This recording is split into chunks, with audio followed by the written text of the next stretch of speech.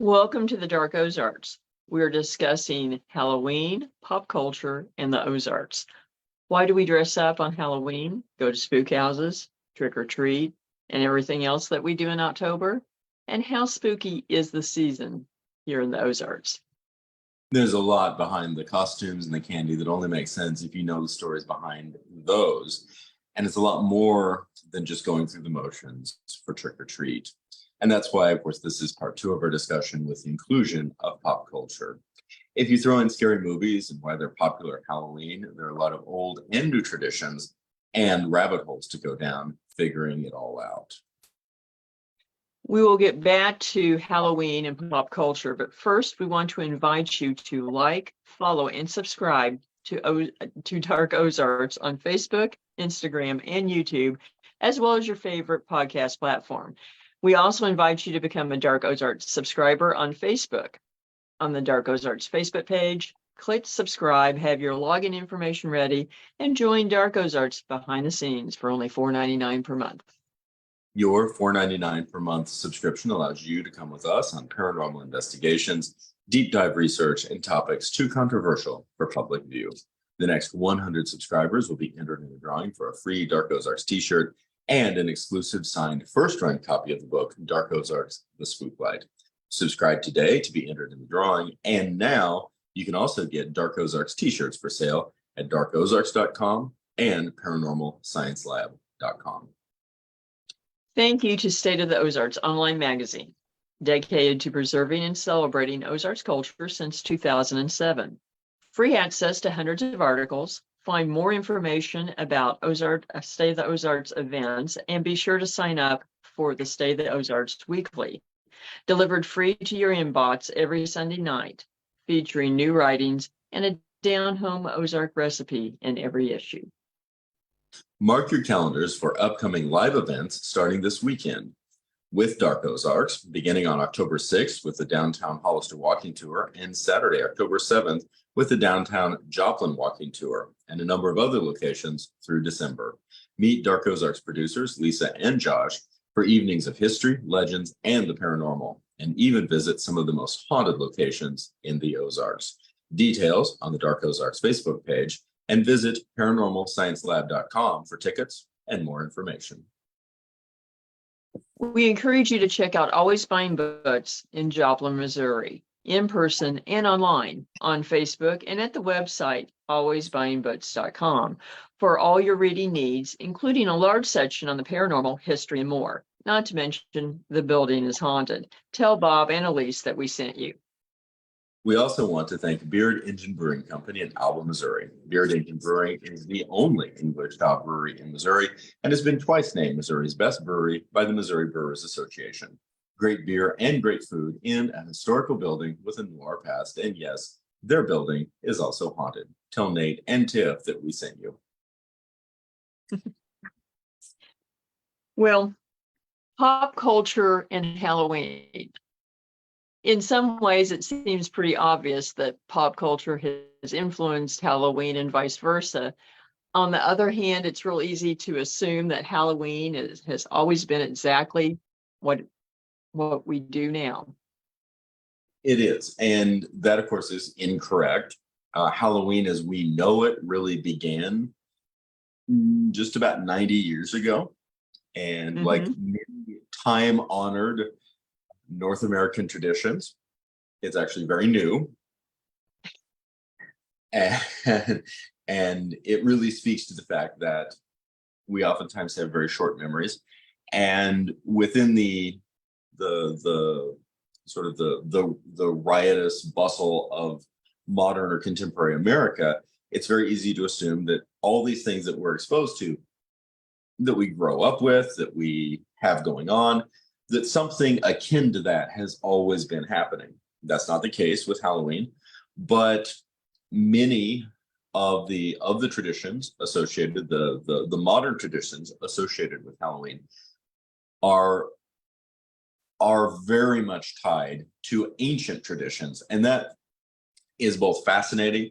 It also muddies the water a little bit in terms of public perception, because you have these comparatively very new traditions, like I said, about 90 years old or less, Mhm. that seem a lot older than they actually are because of their sometimes conscious, sometimes unconscious ties. Very true. And I think the fact that they have become very um, pervasively enmeshed with pop culture in general make them seem more universal. And when we tend to think of things as being universal, we tend to think of them as being eternal as well. That's a good point. And we'll get into this more later, but to me, as I was going through the material for tonight's episode, something that really struck a chord with me is that Halloween stands out and I think resonates both in a almost an uneven way, but then also resonates in a deep unspoken way, highlighting the fact that modern American culture is very far removed from the concept of ancestor veneration. That's true. It really is at this point.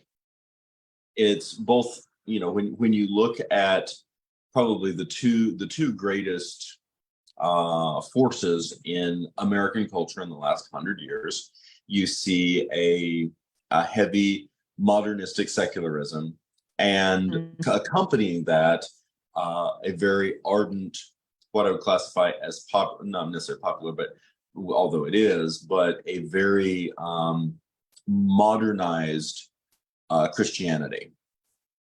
Yes. Both And both have influenced things a lot. and neither of those forces, neither of those direct, structures, so to speak, philosophical principled structures, have room for what we would refer to as ancestral veneration. In some cases would be called ancestor worship, although I think that's a little heavy-handed. But this long and abiding ties to our peoples of the past. I think there's a lot of sociological reasons for that. One of the biggest being that America became a quote unquote melting pot where a lot of people really lost touch with their connections from the past. But and we're encouraged to do so. yes, especially with later immigration, Mhm. this very strong push to quote unquote Americanize, and with that was the implicit the implicit nudge to say that Americanizing meant modernizing. It meant homogenizing. It meant stepping into just a large accepted culture that you didn't stand out, you didn't look different, you didn't act different, and lots of certainly that was a very heavy push that began really with the Gilded Age and the Industrial Revolution following the Civil War, but it definitely picked up an enormous amount of momentum around World War One, and we saw it with extreme anti-German sentiment, which wiped out the public-facing portions of German culture in the Ozarks. It did not wipe out underlying portions of that, but certainly on the superficial or the public-facing side, it did to such a large degree. And then another huge push through and during and following the Second World War, when we saw the sort of the machination of pop culture and advertising culture and corporate culture and the development of the suburbs and all of the anxieties associated thereof. And what really began to get lost in this whole process, and I think even was encouraged to be lost, was that long and abiding connection, not just with the past, but with one's family from the past. And we see many of the so for example, in the in continental Europe, particularly Um, Essentially, for example, the southern German region, the Black Forest region, you see continental Europe just north of the Alps, in essence. A lot of the lore that we associate with elves and fairies and the fae and all of these beings really, in many cases, appear to have begun with ancestor worship. The idea, and this is of course just throw this in because Halloween is also a night for fairies, but a really interesting concept, and of course different from the Celtic fae, which have their own pantheon and their own reasons for being that are largely, that I know of very few, if any, Irish fairy tales that the mortal protagonist in the story encounters the fae and essentially goes, Grandpa? That's not a large portion. It's not purely exclusive, Right. but to a large degree, the fae, when you say the other world with the fae in Celtic fae, it is the other world. They are other. They are. And they are as well, not just the world. Yeah. Yeah. And but the in many cases the farm spirits of Germanic lore, and you're talking about the elves, essentially the Yulenisen of Scandinavia, the sprites, the various house ghosts, they're all kind of the same thing. And such an odd concept, but it's one that I actually like. The idea that a single family, say in the shadow of the Alps, could have farmed that land for 800-900 years. And so what later cultures would be going, oh, that's a super spooky burial mound. We don't know what's there. For some of these families, it wasn't super spooky because that was their ancestors. Right. And they knew that connection. I guess the one analogous concept from the Isles would be the Scottish banshee, in that the banshee often is portrayed as either just a fae type spirit or something that was never human, but the origins of the banshee are that it is a human spirit connected to a family, and usually an ancestor.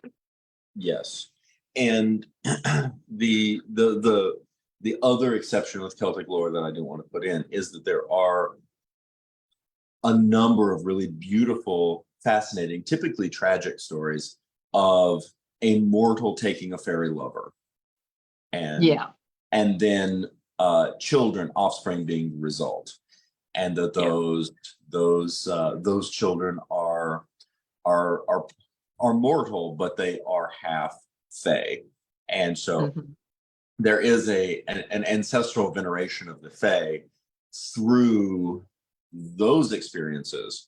So it's not, as with anything else with fairyland, it's not, nothing is 100%, nothing is absolute, everything is all over the place. But coming back to, this is just my conjecture at this point, but coming back to pop culture in Halloween, and of course that includes Halloween in the Ozarks, and we'll deal with some very Halloween specific things in the Ozarks on tonight's episode, that I think one of the really unspoken or subconscious attractions to Halloween is that there is an implied connection with a much older past, a much older spirituality, a much older connection. And we see, of course, it's still absent in the verbiage of a modern Halloween, but the actions are there. And as I think if there's any one quote unquote separate holiday, which I find really fascinating, that is really incorporated into or beginning to be incorporated into Halloween is Dia de los Muertos, the Mexican Day of the Dead, and Dia de los Muertos really retains the ancestral veneration aspect, which I think is very beautiful, and I think it is becoming aspects of it are becoming popular in the United States for a wide variety of reasons, but especially because it is, to put it mildly, it's building that warm, positive connection with one's ancestors. Yes, and as you know, I'm a fan of it. I have quite a bit of decor in my house related to it. So Absolutely, I love it as well, and there is innately a duality. Might actually, as I was going over notes, even potentially a triality. That's a word, I suppose it is now. a triad. To Halloween, and of course, two of those that seemingly in opposition is one that Halloween is a time in which the dead pass through the veil and interact with the living, and in some cases that is really spooky and scary, and you need to hide yourself from it. But the other side of it is that some of those passing through the veil are our ancestors, and we want to, for example, make space for them, maybe set a place at the table for them, maybe build the fire up so that they can stay warm, and be hospitable. And that's that a little bit of that connection between, oh, it's super scary, and also it's very positive. Yes, and I think in a lot of respects it is still unconscious in American thought, but it is there. I agree. And it is also very much the thing that I love about Halloween. It is an everyman's holiday. It is. Yes. It is a holiday for anyone. It is a holiday for any age. It is a holiday irrespective of class, and it is also a holiday that comes without social expectation or anxiety in a traditional social sense. Very much so. It is very cathartic. It is, frankly, liberating, I think, for a lot of people. What that in ways that they don't enjoy the other 364 days a year. They can step outside of themselves and experience emotions and experiences that they would not allow their normal selves to do so. No. And there is no other analog to that in our modern society, really. No, and certainly not outside of regional celebration. The closest, and it is not directly analogous, but the closest that we really have would be Carnival and Mardi Gras in that sense. But that is, for the United States, that is highly regionalistic. It is very culture specific. It is not universal. And Very much so. For individuals to say, oh, I have a lot of anxiety because Halloween is scary, what I would posit in this regard is that the anxieties of Halloween are externalized, and by externalizing them, we can essentially create drama and rhetoric in which we can play act through those, and having externalized them, the anxieties we can experience catharsis regarding those anxieties. A lot of the other holidays in question, to a variety of degrees and for a variety of different ways, the anxieties are internalized. And that was, for me growing up, something, and I love I love the holidays. I love Halloween and I love Christmas, and my birthday is between the two. But the internal anxiety that is implicit with Christmas, if you're a child, is that you better be good or else you're not going to get presents. Right. Which creates anxiety, yes. It does, especially if, as a child. I mean, and it creates a lot of internal tension, even while on the external aspect, everything is about decreasing anxiety. So Mhm. it is difficult. Of course, New Year's is just weird. Um, and I'm much better with New Year's since I actually celebrate it on Samhain at this point, and so then it's just another whatever. And ever since studying Saturnalia and then celebrating the New Year's on Celtic Samhain, October 31st, November 1st, it just makes more sense. Um, I'm actually, in terms of anxiety, and I think this is particularly funny.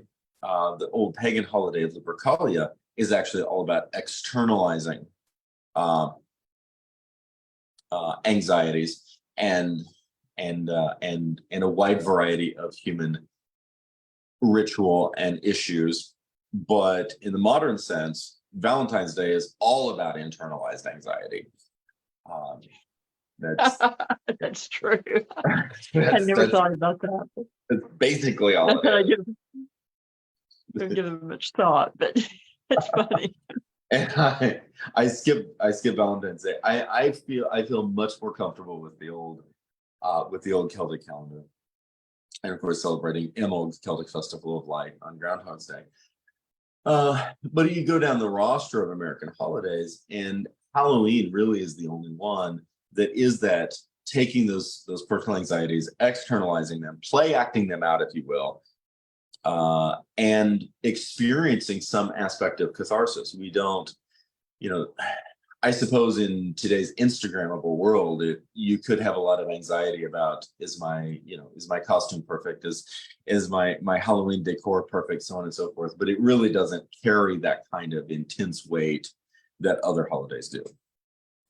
But by the same token, because it is externalizing those anxieties and playing through them, it's natural that pop culture uh, is fascinated with Halloween and vice versa, because in our society, pop culture is centered around media, and media, even pre electricity, when it was on stage and so forth, is all about playing out and externalizing personal anxieties, societal anxieties, political anxieties, in ways that you cannot do directly. And so pop culture and Halloween are well suited dancers in that play. It is, and I think that is an exceptional observation. In essence, when you take a comparative page from the medieval European book, it really is an invitation for anyone. It's very democratic in this regard. Anyone to be a jester for the day. That's true. That's true. Or to be a jester, or to be, depending on how you want to play it out, that dramatic bard on stage as well. So It is, and certainly, and a lot of the impetus for this is very subconscious. mm-hmm. Yeah. Well, if we put too much thought into it, it wouldn't be fun. I mean, the process we were going through. I'll remember that before I put on my antlers next time. I as someone who does cosplay and does cosplay for State of the Ozarks events, there is something when I and my favorite, of course, I do multiple for people who are not familiar. I host State of the Ozarks Fest in downtown Hollister, 100 booths, 5,000 to 7,000 people, And there, of course, there's a lot of responsibilities, as you know, with running that beforehand and the day of. But because I encourage cosplay to attend, I want to participate as well. Mhm. And I do host multiple, I go through multiple costume changes through the day. And cosplay is, and that was one of the things when I was first introduced to the art of cosplay, and it is an art. Mhm. That people who didn't understand cosplay would say, why are these adults dressing up like it's Halloween and it's not Halloween? Yeah, I can see people saying that. And in essence, I think there is a direct cultural and zeitgeist that ties between our Halloween traditions, which of course ties to our mumming traditions and our carnival traditions, as well as a lot of very deep,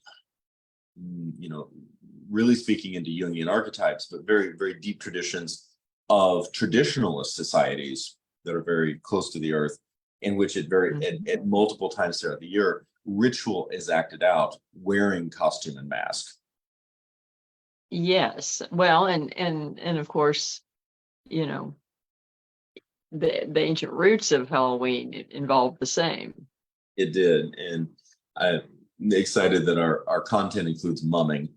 I really want to bring mumming back, and I really, really, if I could figure out the figuring out the singing portions of it, I would love to be Mari Lloyd. I really want to wear a horse head and a white sheet and go around and scare people and knock on their doors. That's a good way to get shot. I actually have a little idea that we'll talk later on that. Okay, good. For those who are unfamiliar, Mari Lloyd is a Welsh tradition that's done during the Christmas holiday that is a bit like wassailing, a bit like mumming, a bit like trick-or-treating, but involves probably a fertility horse goddess figure. It's a little hard to tell. Nobody knows for sure. Yeah, lost to the mist of time. Yes, but it goes clack clack and has big eyes.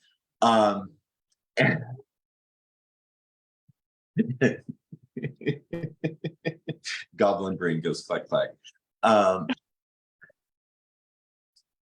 But I'll come back to so my favorite cosplay is Cernunnos, Celtic god of the forest. Mm-hmm. And I never have a lot of time to prep on festival day to get into that cosplay. But every time I do, there's just something magnificent about donning that persona. And then walking out onto the street and watching people look at you like, honestly, what in the actual hell? And it is because you just do not see an adult walking around with a cape and antlers. And it's just it's difficult to put words on it, but it's an amazing experience. Well, it is, as we've discussed that before, but yeah, it's actually my favorite one you do as well. It is definitely my favorite. Cernunnos is very dear to my heart in terms of ancestral veneration. Well, now that we have ancestral veneration down pat, yeah. How did we get to superhero costumes and and Frozen and celebrities and celebrities and mocking political figures? I think one of the things that is to me most surprising, again, because we have a very kindly tone. We take a very kindly tone with the past. We just assume that everyone in the past were so much nicer than they are today, and they were so much more civilized. They were so much more down home. They were so much more hospitable. They were so much better. That's always the implication that society, and we'll just talk about like North American society or American society, US society, et cetera. We were better people back in the day. Well, 90 years ago, Halloween was terrifying in a lot of locations. And it was terrifying in the sense that the trick or treat was perilous for those getting tricked. And there was a wide variety of practices that we would look at today and say, honestly, would just be aghast at the level of violence and the level of property destruction that was going on. And there'd be a lot of police calls. Yes, and to a degree, where it seemed to have largely escalated from a societal standpoint was, particularly in certain areas, particularly in some urban areas, that this is the one night where the kids and the teenagers and sometimes the young adults are going essentially straight into anarchy. I mean, to put not to put a very fine point on it, but this is a night of riot and anarchy. And it is probably going to be done on such a scale that we really don't have the police authority or the civil authority to stop it. So y'all on your own.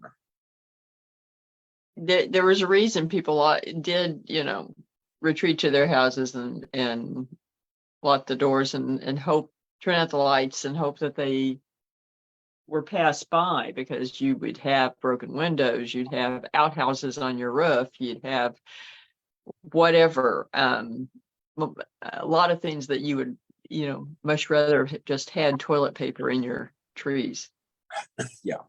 And so to fast forward about 90 years forward, 80 years forward, and realize that in comparison, Halloween here in the United States is extraordinarily family friendly. It is extraordinarily peaceful, to any large degree. And I think that, honestly, I think that is actually quite beautiful.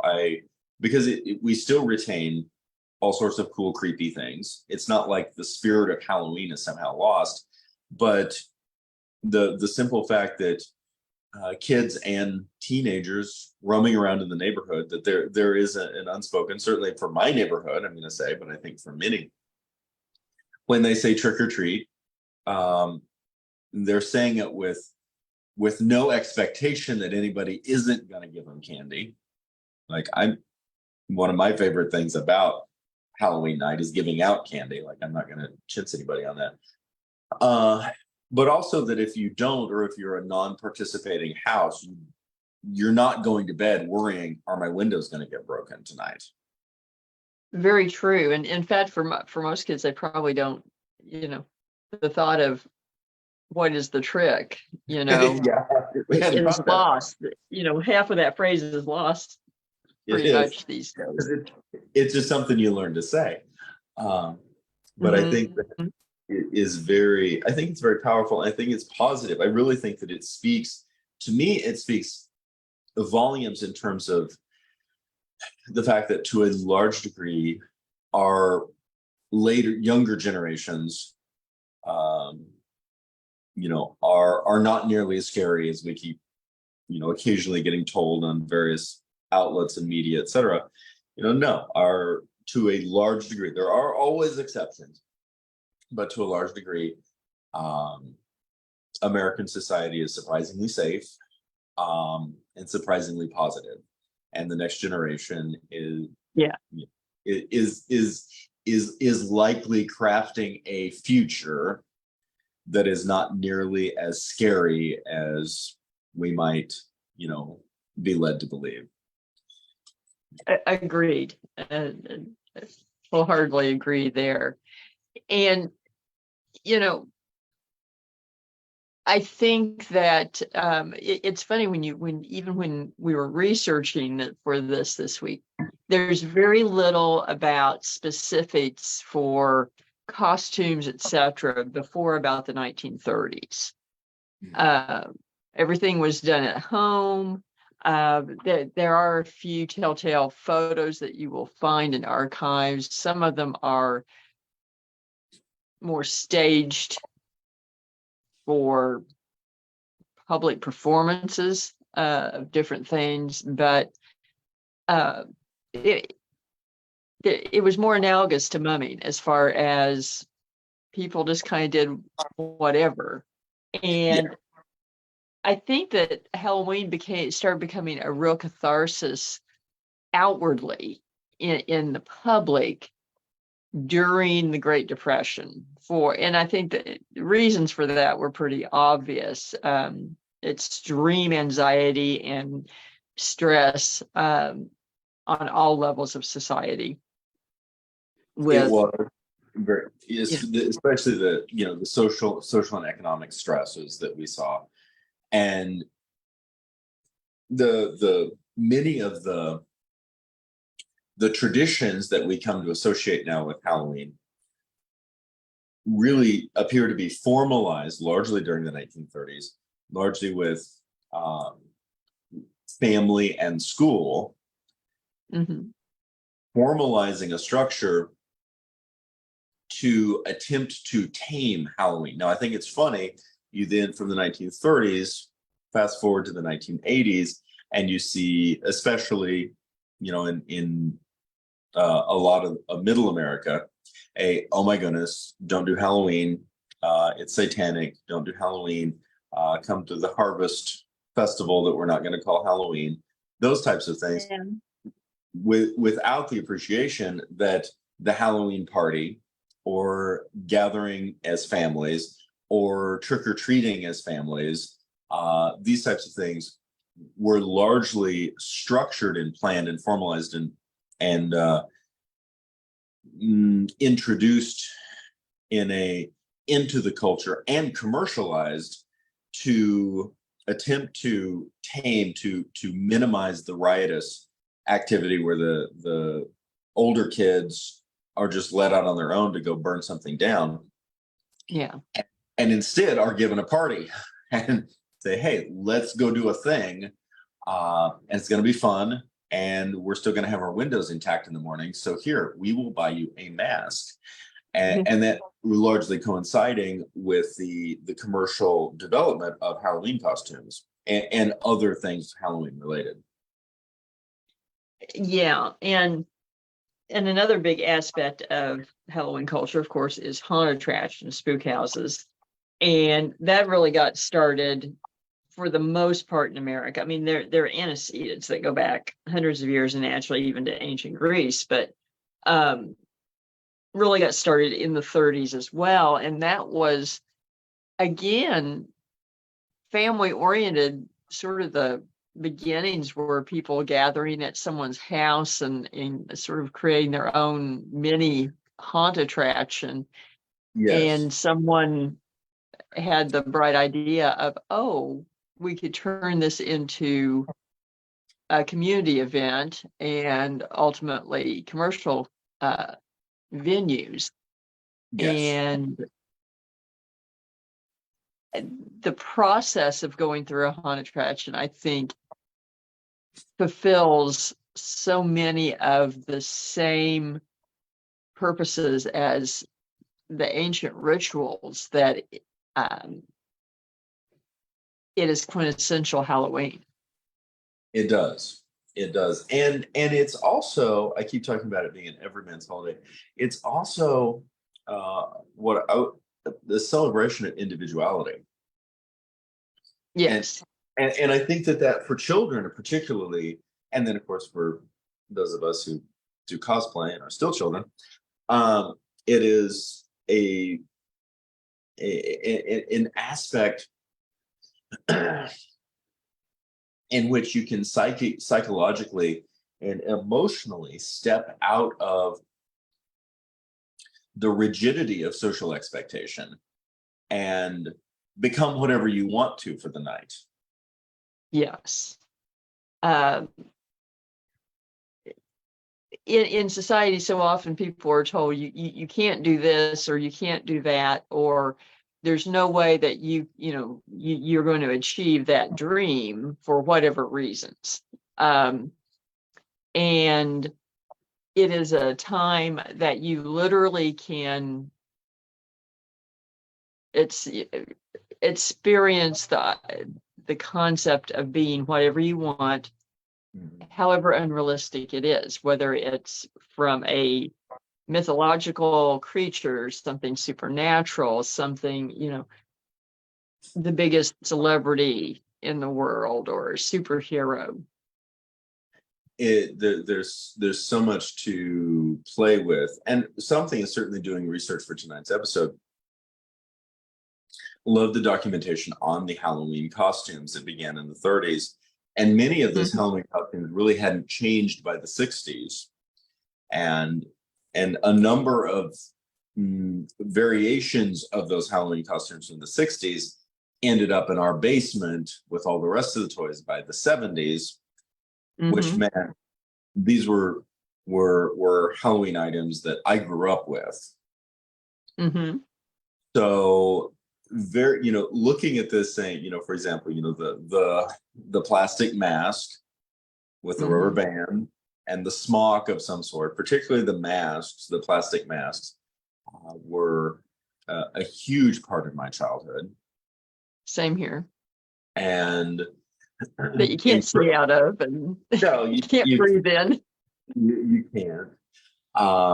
And for me, and I still lament the fact that all of our, this is just me being old and grumpy at this point, but the what I would classify as the Walmartization of the holidays. So, Halloween comes out in August. Christmas is already coming out in a variety of stores at this point to overlap, so on and so forth. And I grew up with access to 2 dime stores. We lived in one just outside one small river town in Illinois. There was another small river town just about 10 miles up the road and on the other side of the river, the Illinois River, Chillicothe and Lakin. And both of them had dime stores. Very, very traditional, classic, family-owned dime stores. And they were both very different in terms of what was available. And so it was always fun to go to the dime store, our dime store in Chillicothe. And it was a Ben Franklin. And it had all of the turn of the century trappings, early and mid-century trappings, and the white and green laminate tile, and it was in a very, very old original Gilded Age building in downtown. So you had the really high ceilings with the moldings and the tin ceilings and all of that. But it was very much alive. It was very much, and I could still, if I walked into the building today, I could be like, I'll tell you exactly where the comic books were, where the fish tanks were, and where the Boston baked beans were. As well as that really, really strange paper mache stork that looked out over everything, and various families in Chillicothe would rent it for baby showers. So, okay, it was odd. We didn't rent it. I just looked at it, and was very fascinated. It overlooked the fabric section and the lingerie. Very odd. So, not in any particular order, but the thing about it was always, for me as a child, it was incredibly exciting, was just about typically the Tuesday after Labor Day, the Halloween stuff would show up. Oh, cool. And it would be there, but it would be there briefly. I mean, you basically got less than 2 months that you're going to have Halloween stuff. And the day after Halloween, you would then have Thanksgiving stuff. And then close to Thanksgiving, or typically shortly thereafter, then you got Christmas stuff. And there was an immediacy that really, to me, really connected and made it special. The idea that Mhm. that now that you have 4 months of a season that's overlapping with another 4 months of a season, and it to me it dilutes it and makes it very bland and commercial. To me, the dime store stuff was not, but going up to the Lake and Dime store for Halloween stuff, that was for me a special trip that I planned for, because their Halloween, whatever family owned that dime store loved Halloween, and so They their had a Halloween lot. their Halloween options were always magnificent compared to anything else, and so would plan and plan and plan, and then go and pick out a bunch of seasonal stuff for Halloween. And then my height, I actually looked this up, just a couple of weeks ago. And I don't know if anybody else remembers these stores, but it was after my sister had started college in Peoria. And so she was in Peoria, so we were in Peoria more, which meant we went to Northwoods Mall, which we didn't normally go to the mall. And the Mhm. mall had something called the Coach House, which was technically like a gift store. Mhm. But they loved Halloween. And that was my first introduction to full on rubber masks, the Mhm. front and back that you pulled on over, and some very, very uh, um, different Halloween stuff that I was fascinated with. And sometime in there, at about the age of 7, I ended up getting a full head latex devil mask, and managed to pair it with a lot of red. And then one of the dime stores ended up getting a little plastic red pitchfork. And as long as I was wearing that, I could run around and poke people with my pitchfork, and they couldn't do anything about it because I wasn't me. I was now the devil. And I continued to do that probably for, So you could say the devil made me do it, huh? yeah. And I think I did that until my mom just waited until I took the mask off, and then she hid it. Like, okay, you're done. Um, so, and I loved all my Halloween stuff, but I definitely was a bit on the ADD side. So when something just disappeared, I usually didn't notice it. Um, I don't know where it went, but again, coming back to, first of all, that there's just this. To me, it's really exciting because in terms of pop culture Halloween, I got to experience so much of this in terms of its developmental process in culture, Same. Same and here. two, the fact that you plan these costumes, and certainly as a child, there's something unbelievably exciting about not only planning the costume, but then like once you put it on, you can be that thing, whatever it is, and largely with impunity. Like you can't be mad at me. Like I would get in trouble if I just went around poking people with things. But as long as I'm dressed up like this is what this character does. So you kind of got to put up with it. And that's unbelievably powerful, cathartic, and intoxicating to a child. I agree. I agree. And um it gives autonomy that really doesn't happen any other way. No, no, it doesn't. And autonomy that is really scarce in children's lives. It really is. And we're a society that really prides ourselves on autonomy and individualism. And so uh, Halloween is really one of the first ways that we experience that sensation. That might upset a few people, but I really do think that's true. And then I think the fact that so much of pop culture obviously is aimed at adults as well, but a lot of it is aimed at children.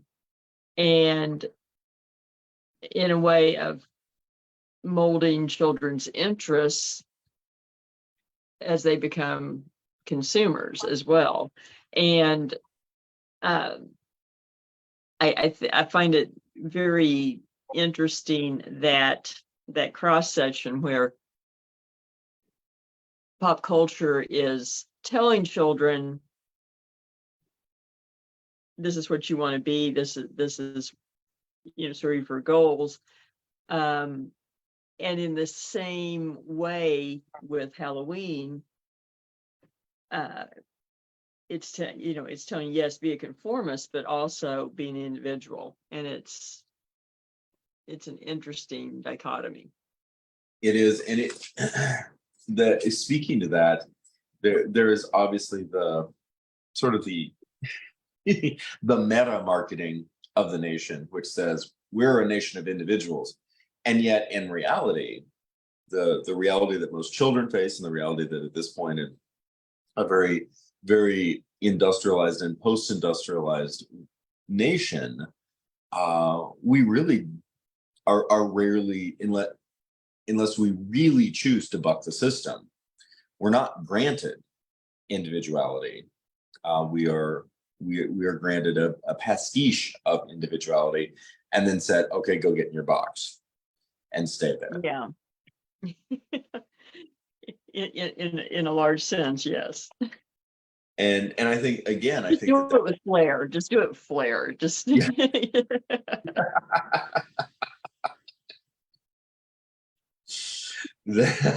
Sit in your box with panache. Yes. And that, I think that's been a struggle for societies for forever. Obviously, we want civil society. We want a safe, structured society in which people aren't doing unbelievably crazy things like burning down the town. But human beings also have that innate need for autonomy and self-expression. Mm-hmm. And I think that to a large degree that Halloween does that. You can argue that Halloween, it's really bad that Halloween has been commercialized, which of course it has. But many aspects of that commercialization I actually find really fun. Oh, I do too. And that might be a good segue into a couple of these topics. And one of them, just throw it out there, is Monster Mash. I think it's such a unique thing, that It song. Yes, it illustrates a lot of this. It does. And it also illustrates this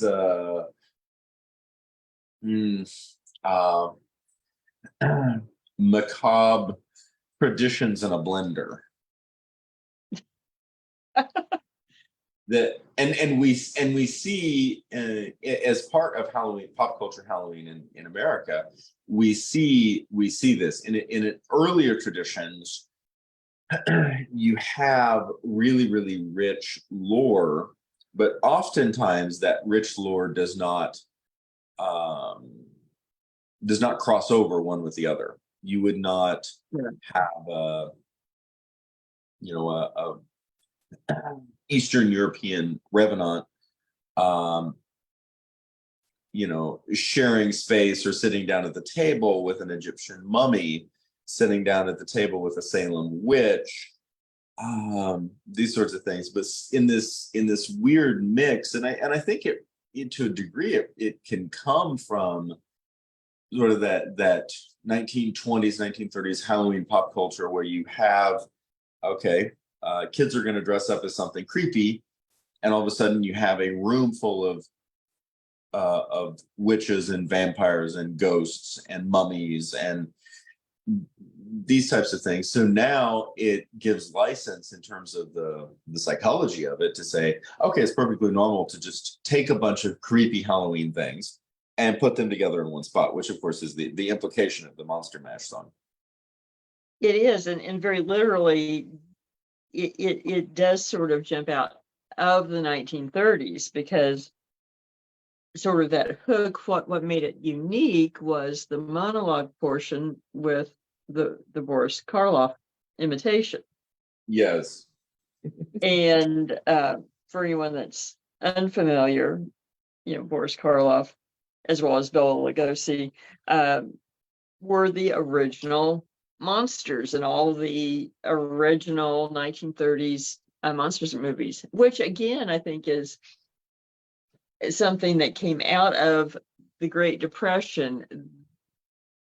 There really weren't monster movies before that, or visualization.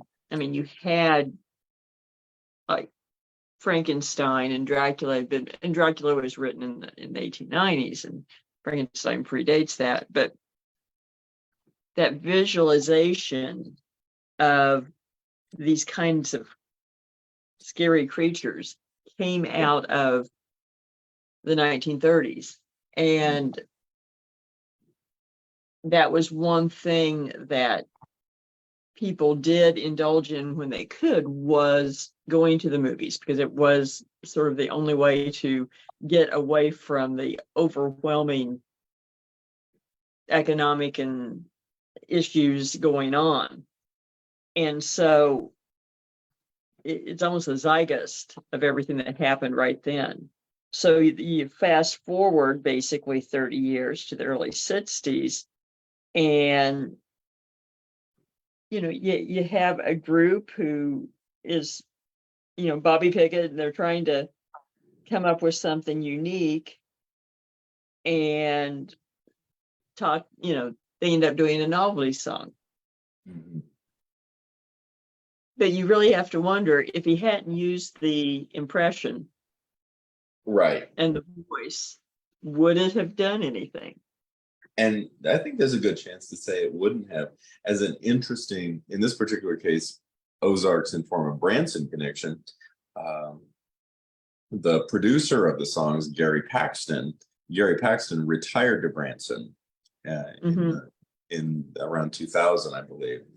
So I think that weird circle of things all going around. I remember meeting going, well, this is the Monster Mash guy.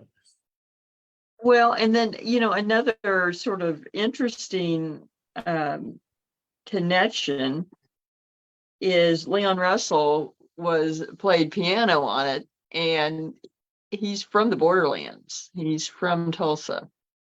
Interesting. Yeah. It does. I mean, it really does speak to that pop culture mashup of ideas, and it gets to the point that we get the distilled, sort of the literally mashed up ideas, and then you have to work backwards to see where these concepts came from. Mm-hmm. Very, very true. Very true. But it is sort of interesting there. I really just hadn't thought about it, but there really, of course, the other major example of, sort of popular music kind of segueing into the subject matter would, of course, be Thriller. Yes, absolutely. And which, of course, is so well done. And again, you have to, I mean, it's well done. It was beautifully, the video is beautiful. But again, one of the best parts is Vincent Price. It is. And his contributions for that era are unmistakable. I mean, it is towering contributions in terms of pop culture and this sort of creepy horror Halloween pastiche that really takes on a lot more gravitas because of somebody like Price. Right. And again, an Ozarks connection, because he is from St. Louis. Yes, which I think is fascinating. And I mean, for the younger generation that might not be as familiar with Vincent Price, the the later generations Vincent Price is Christopher Lee. Yeah. Yeah. and it's it's it's fascinating to me because you have these personalities that certainly for myself I grew up with, another being Peter Cushing, um, Hmm. who I've known since Star Wars as Grand Moff Tarkin, and then Christopher Lee with, of course, the Hammer horror films, but then finally as Saruman from Lord of the Yes. Rings, Peter Jackson's Lord of the Rings, Hmm. and I would say that um, because of the European folklore introductory aspects that Tolkien drew so heavily upon, um, Lord of the Rings has contributed to Halloween pop culture, uh, in terms of wizards and goblins and these types of characters. Oh, I definitely. So I think for particularly the movies for the last 20 years, 20 plus years, are the personification of those types of characters for people in a very real sense. And in terms of in this particular case, in terms of Ozark's connections, in this case, it's a little bit on the outside moving in. These experiences, these concepts that we're talking about, impacted Ozark's culture along with everybody else. Hmm. That there is a definitely a cross cultural work in that regard, and then certain characters, whether it's Freddy Krueger, whether it's Elvira, whether it's Michael Jackson's Thriller, that these really speak heavily. Realistically, Michael Jackson's Thriller music video probably did more to perpetuate zombie lore than all of the other zombie movies combined. Well, yeah, don't tell Night of the Living Dead fans that though.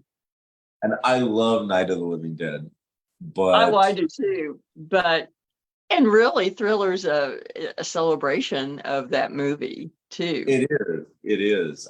I think that Thriller got a wider audience.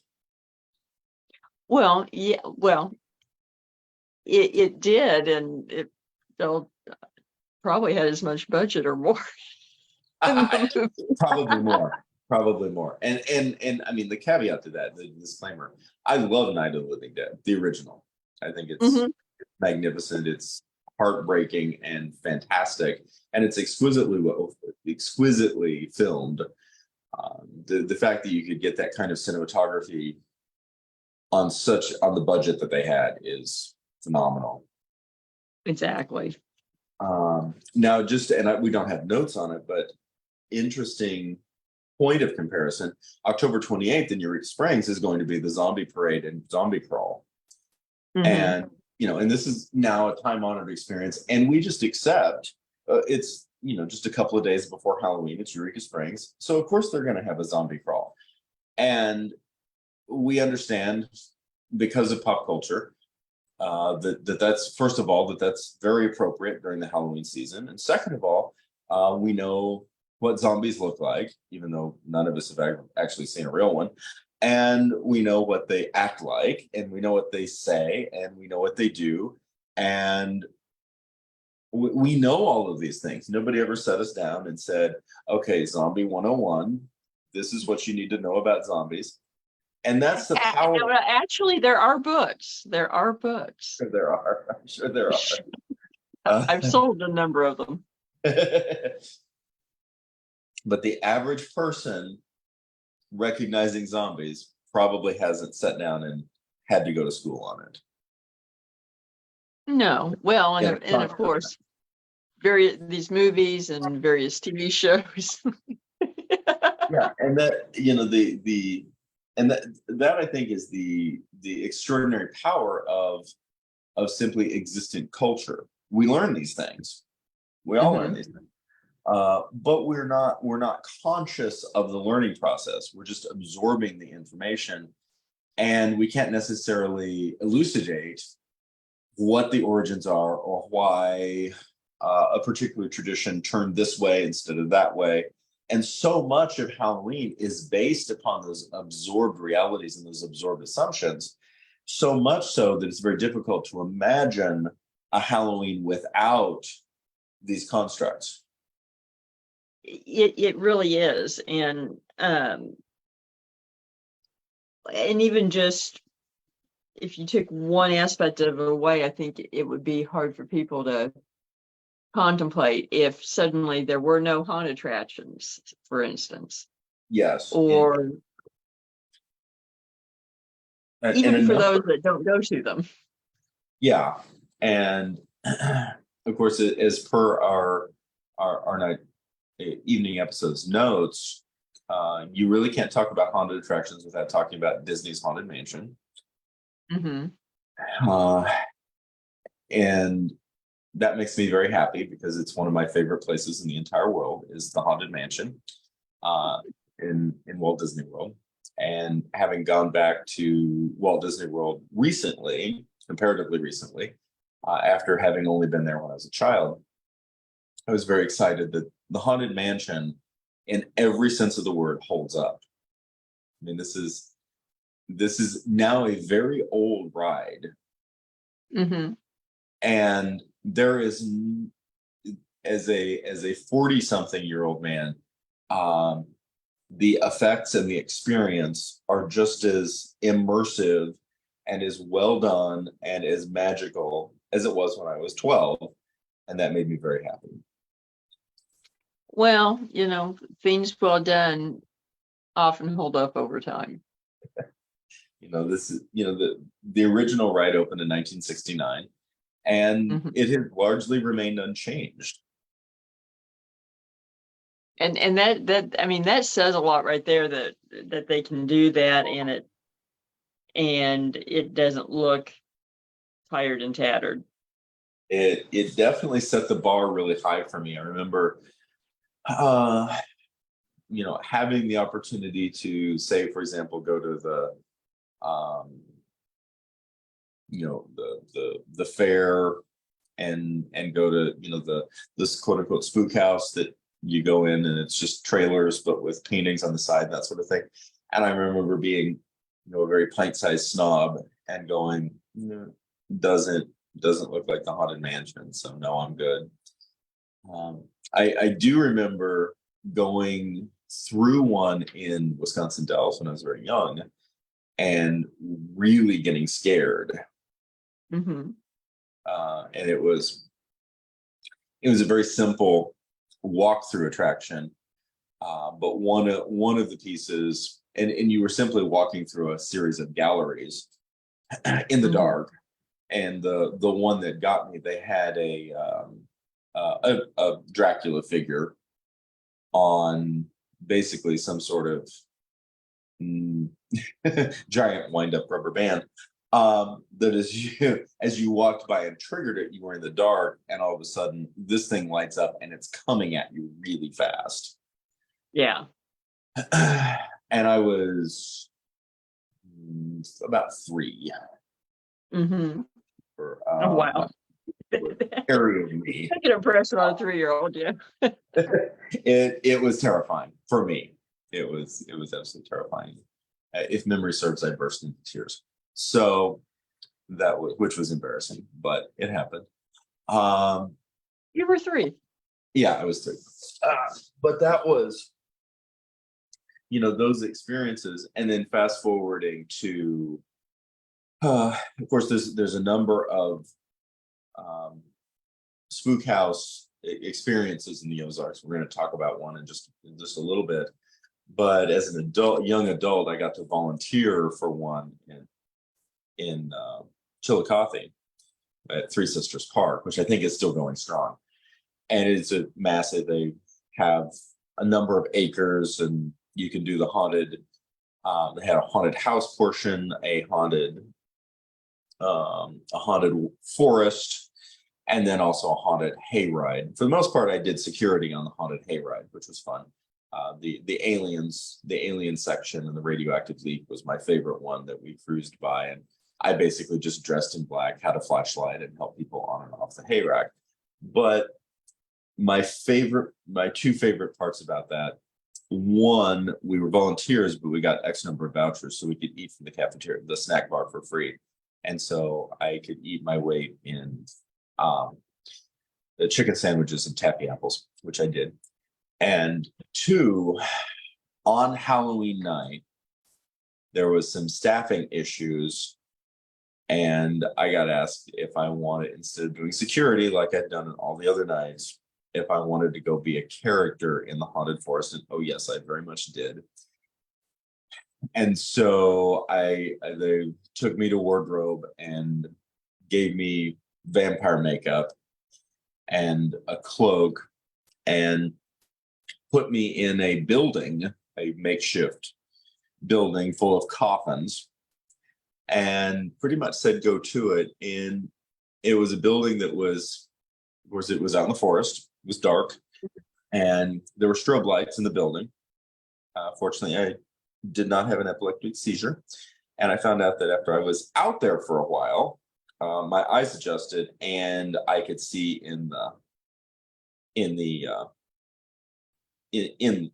space, and that at the same time realizing that everybody stumbling into the space could not see the way I could. So it was a very vampiric experience because I could see them and they couldn't see me. Right. And I fortunately had a fairly quick learning curve. I realized that if I moved around a lot,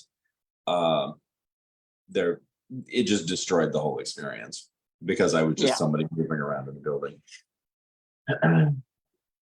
So I tried out a couple of things, and then I realized what I could do, which is they had an empty casket standing just at the exit where the people walking out of this makeshift building had to pass very, very close to it.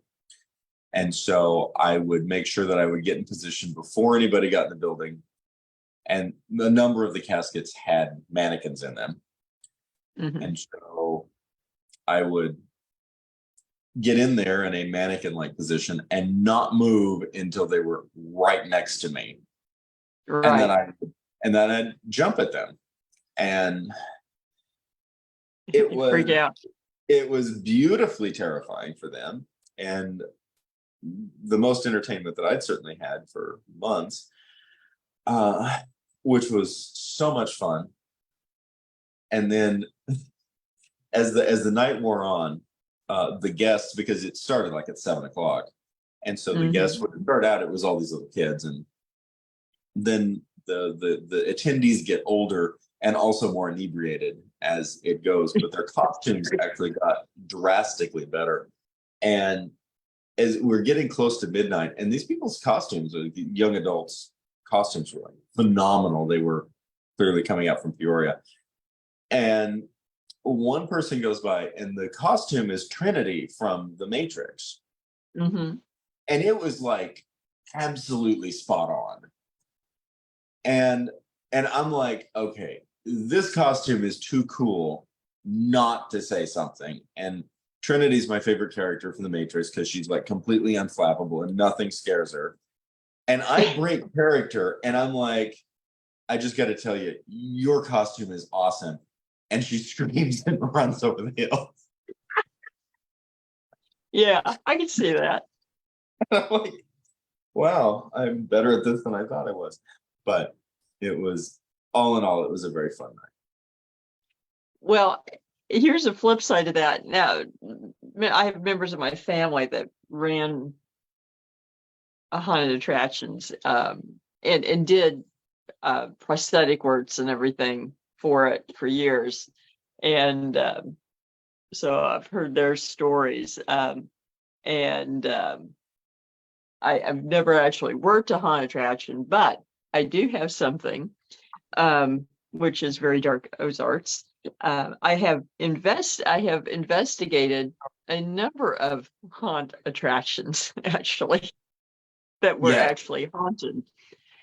which is not something most people think about when they go through, is whether or not the spook house is really haunted. Well, and that really brings up the dichotomy that we find ourselves educating the public on.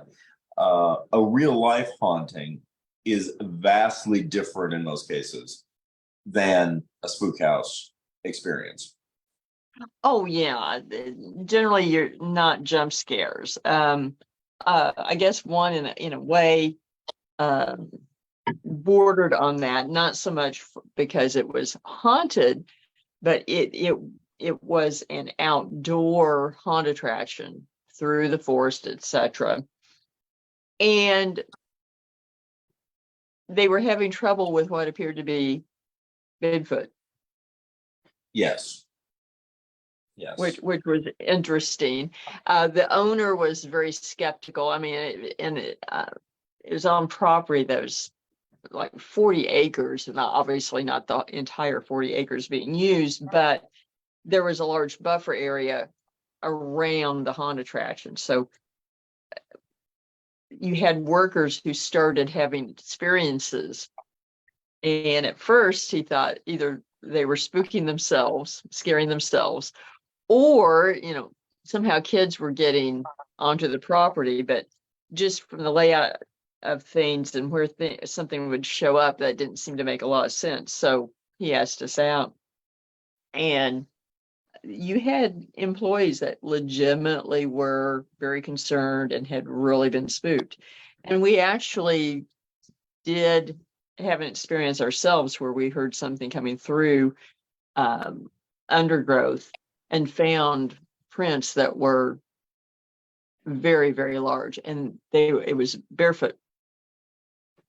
Whoever it was barefoot, and it did look like a primate. Yes. And much larger than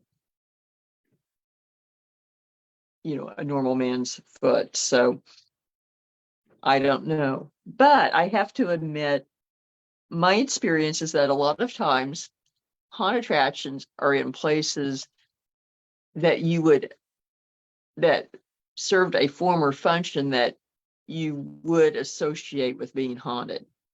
Yes. I've investigated haunt attractions that had formerly been nursing homes, funeral parlors, and schools. Yeah. All of which do increase the likelihood of a haunting happening there, not because of the haunt attraction, but because of what went on before. Yes. And actually, the one with the most intense activity was one that had been a nursing home, and in fact, there was various activity, but probably the most concerning was EVPs of two men talking that tended to follow a particular woman investigator, and repeatedly had an EVP of kill her, kill her, kill her. So let's no. We don't talk about this side very much, and it's comparatively quite rare. Oftentimes, when you do pick up EVPs, they can be very benign. Oftentimes, in some cases, it seems to be the EVP's electronic voice phenomena, recorded voice phenomena, for people who are unfamiliar with the term, may just be more the impression that you're picking up ambient conversations unrelated to the investigation, or unrelated to the living, so to speak. So it's happening, and that sort of thing. Or sometimes the generic get out or go away, things that a lot of people will potentially freak out about. But if you think of it in a larger context, it's just kind of like, get out of my house, guys. Come on, get out of my room. Yeah, I'm just doing my thing. Leave me alone. This, on the other hand, is a lot more concerning than that. It could be, and the thing, of course, I'm not sure. I mean, and there was nothing to give a clue one way or the other. Of I've wondered, were they targeting her as her, or did she remind them of, or somehow they associated her with someone from when they were there, like maybe a nurse they didn't like, or something, or that was mean, or it's hard to know. It is. It is. And you oftentimes don't have answers to that, but I No. mean, it is admittedly unsettling. Yes, because a number of times through the night, wherever this particular woman was, you on audio you would catch footsteps, and then two men's voices talking. They did sound like elderly men, presumably patients there, and there other things were said, sort of generic things, but 5 or 6 times we got kill her. Yeah. Yeah. That's how did she respond to that? It seemed I mean, it unsettled her a little bit, but she was again kind of confused as to whether they didn't like her, or did she represent someone that they knew when they were there. That part wasn't clear. So I mean, she wasn't like totally freaked out or afraid, but just kind of wondering, did I do something that upset them, or did I just remind them of someone? Right. And it could have been either. Yeah. You do see situations which the residents, by residents I mean the disembodied ones,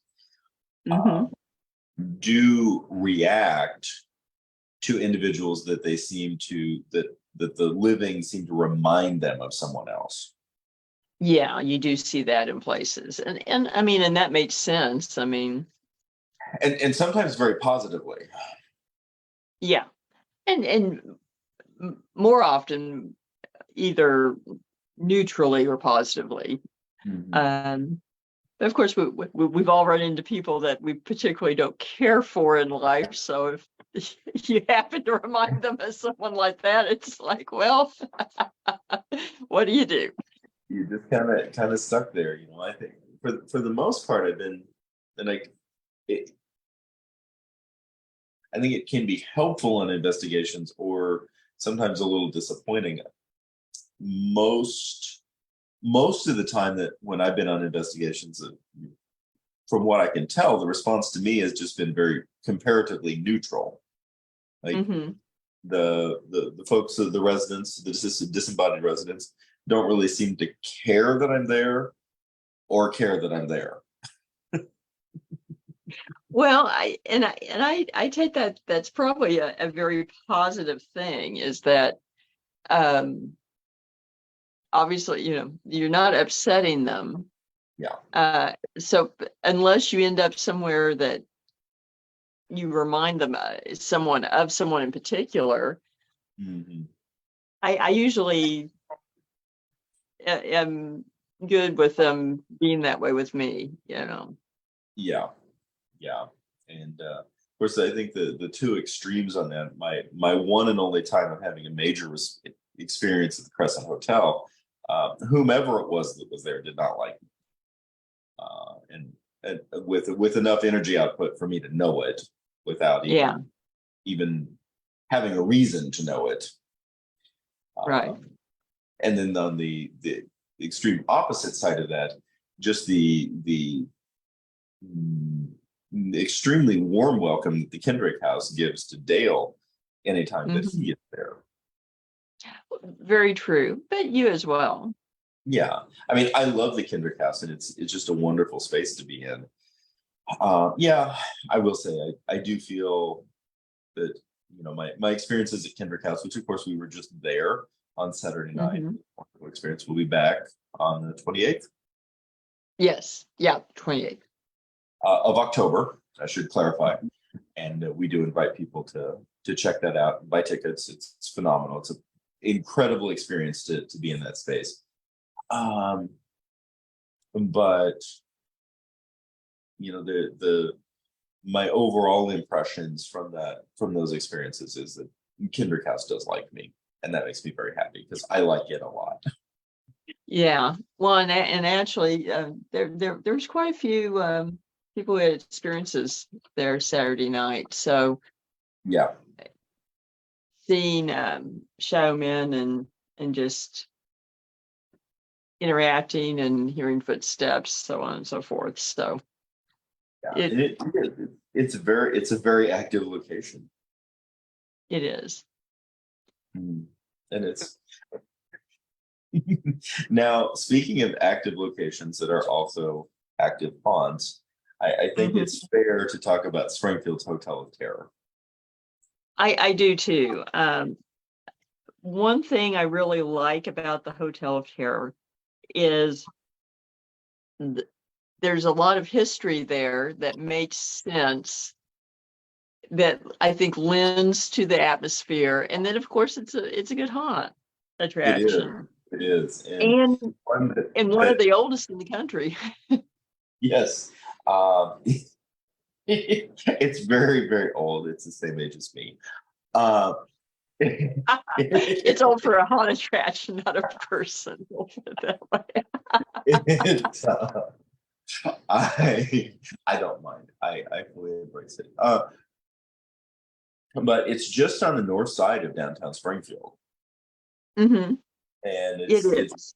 it is from everything that I can tell. Now you have been there. I'm going to be there soon. Mm-hmm. Very excited about this. That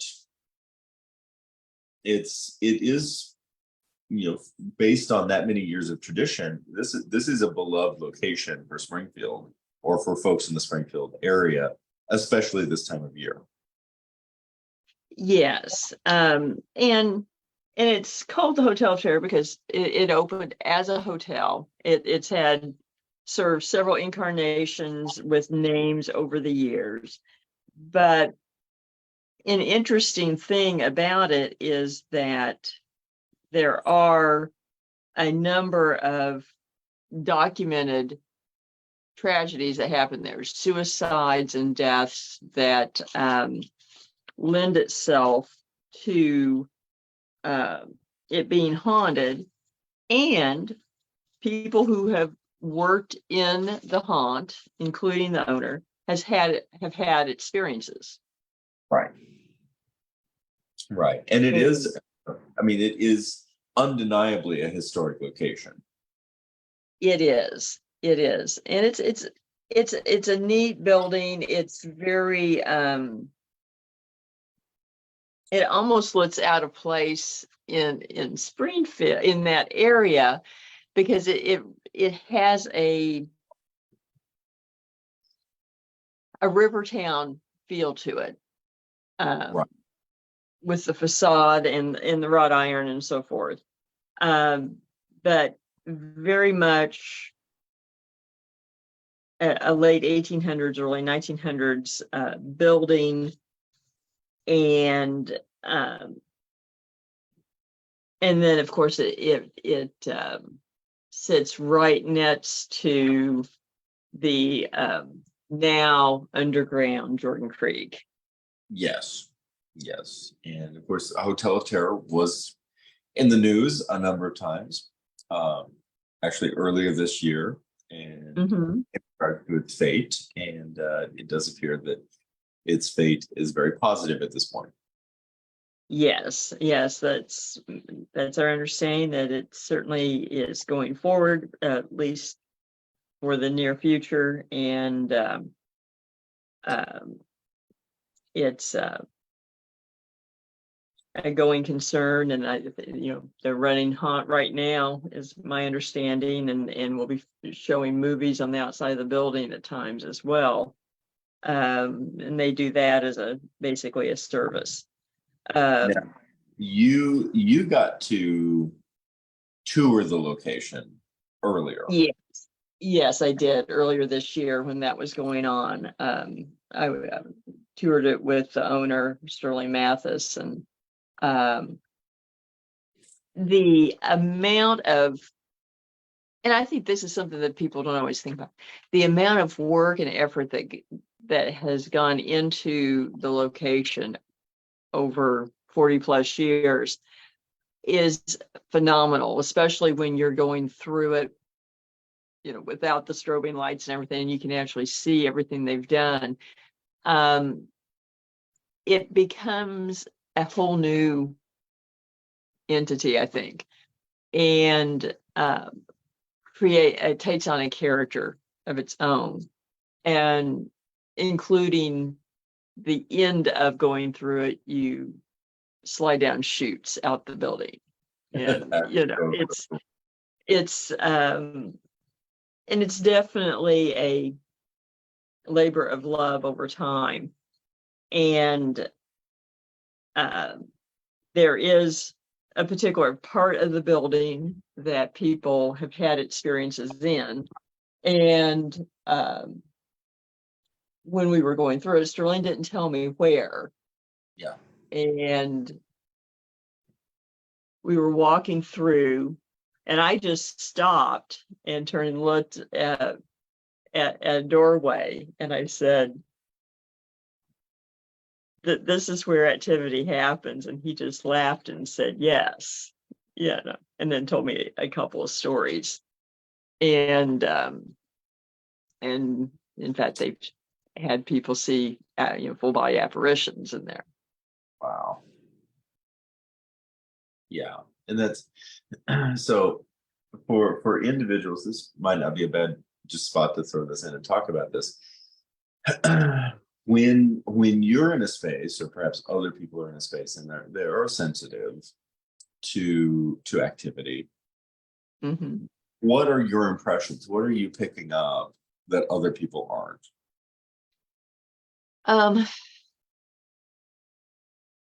Well, it's really a form of clairsentience, that you're aware of. It's easy to just say as a generic term, energy or presence. For instance, for people who are not overly sensitive, if you've ever had that sensation of you're in a crowded room or whatever, and that you're being stared at from behind, and you turn around and yes, you're being stared at. It's sort of like that, but more intense. Mm-hmm. And sometimes you have visual information with it.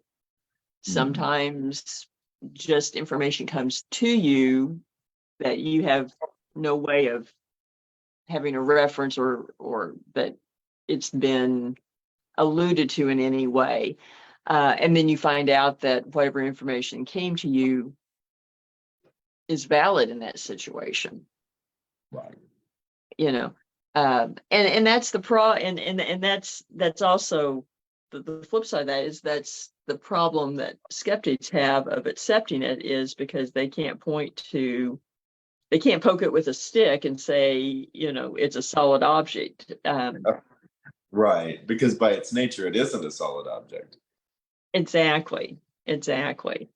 But, and that's why it's interesting to go into places like that. And even if there are stories of encounters, not knowing the specifics, so that I always find it interesting if you end up keying in on something that ends up being that lines up with other people's experiences over time that you had no idea about. Agreed. And that, it reminds me a little bit, because I have had a number of paranormal experiences, aspects of clairsentience. On the upside, a lot of my more dramatic ones happened a long time before I was ever doing Dark Ozarks. It had nothing to do with what I was, professionally. They just occurred. The one at the Crescent Hotel being one of them. The other, of course, being at the a wing in the hospital system in Des Moines, Mhm. being alone, walking into the space, and just being hit with this intense sense of anxiety and dread, and the sense that you have to get out, like at a level of emergency. You have to get Mhm. off of the space. And my conscious mind is looking around, going, "There's nothing here. Literally, Right. there's nothing here. It's a deserted floor. There is no cataclysmic reason for me to exit the area." Although I did exit the area rather rapidly because my adrenaline was so high, and fight or flight Mhm. kicked in. And then, literally last year, I found out that there was a catastrophic fire on that floor around 1980. So it made sense in retrospect, you know. Yeah. Um, and in those experiences too, I've had those kind of experiences too, that it's, the old adage about, red flags or warning bells or whatever, the hair on the back of your neck, standing up. Um, there is something to those adages, because experience over time has told people that when you have that experience, often ultimately there was some sort of danger or something to be concerned about that Yes. you may not have been aware of it quite at that moment. Um, and and there are just time, I think, as you become more aware as well, you tend to sense changes in, say, uh, pressure and temperature and things that, even electricity in the air, that make you more aware, make you more on guard, observant, Yes. that tend to line up with times of activity. Mm, yeah. Yeah. And that I was curious, of course, and I'm excited that we did get a number of points of activity with Kendrick last weekend, because I was particularly watching. We were under a really, really powerful full moon, and going Mhm. into I was just like, was going, are they going to care? Is it going to make any difference? Or are we going to see an uptick in activity? And we did. Of course, we hadn't been there for a little while, and there'd been work going on in the house, and all of those things do tend to kind of stir things up. Yeah. And um, and so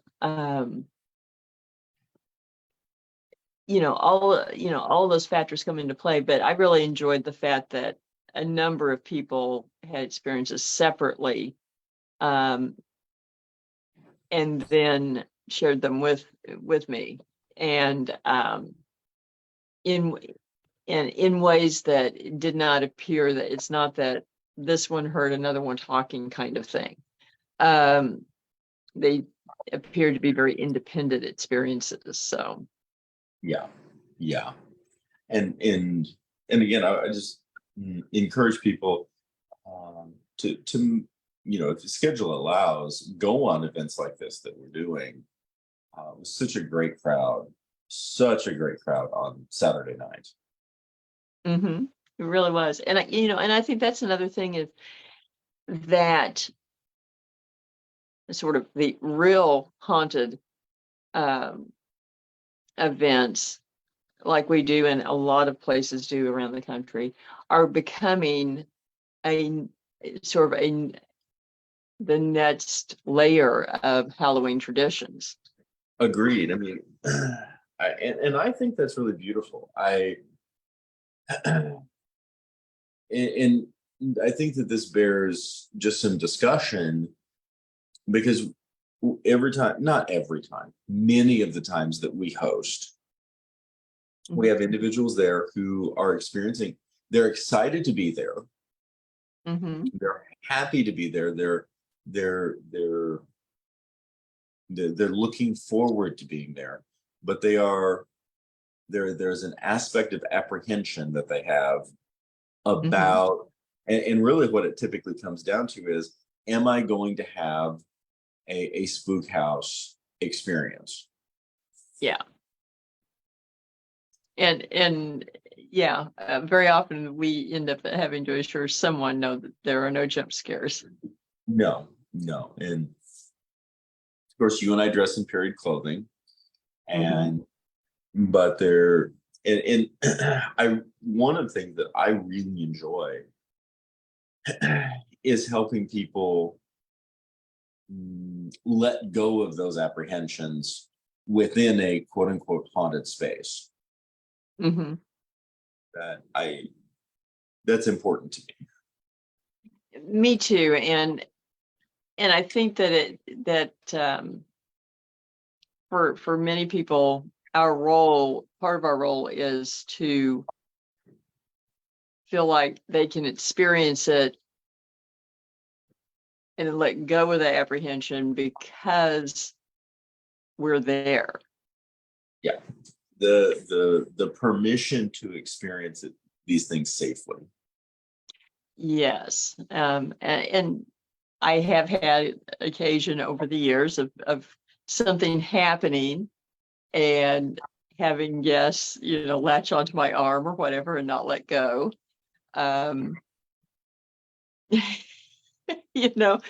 Even for an hour or something, and that's fine. And I think it's it still is a cathartic experience and ultimately liberating for a lot of people. Yeah, there is still admittedly a lot of misconceptions about the paranormal, and specifically about interacting with the paranormal. Yeah. That one of the articles that brings to mind, one of the articles for tonight, Glenn W. Gentry's Syracuse University piece, "Walking with the Dead: The Place of Ghost Walk Tourism in Savannah, Georgia." And within the article, he references, because he's talking about in terms of dark tourism or paranormal tourism, that there's the walking tours and the bus tours. You can get on a bus and travel around and see the haunted locations, or you can go, various locations in downtown and historic Savannah, go to there and then do a walking tour. And an individual that he spoke with mentioned that she would be fine with a bus tour because she was safe in the bus, but she was not going to be doing any walking tours where she's going to be that close and could interact with the ghosts. She's never watched Chris or read Christine or heard the legends of James Dean's car.